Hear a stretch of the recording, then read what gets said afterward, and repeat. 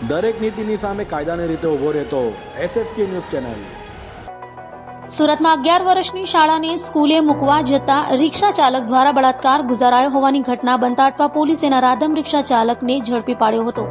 બાળકને રિક્ષામાં સ્કૂલ મોકલતા વાલીઓએ ચેતવા જેવો કિસ્સો બન્યો છે। એક રિક્ષા ચાલકે બાળકી સાથે ગંદી હરકતો કરી હતી, જો કે એક મહિલાએ તેનો વિડીયો ઉતારી લઈને જાગૃતતાને કારણે રિક્ષા ચાલકની પોલ ખુલ્લી પડી હતી।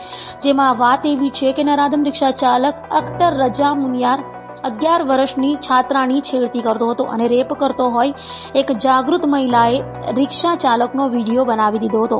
આ અંગે વિદ્યાર્થીનીની માતાએ અટવા પોલીસ મથકે ફરિયાદ નોંધાવતા અટવા પોલીસે નરાધમ રિક્ષા ચાલક અખ્તર રઝા મુનિયારની ધરપકડ કરી કાયદેસરની કાર્યવાહી હાથ ધરી હતી।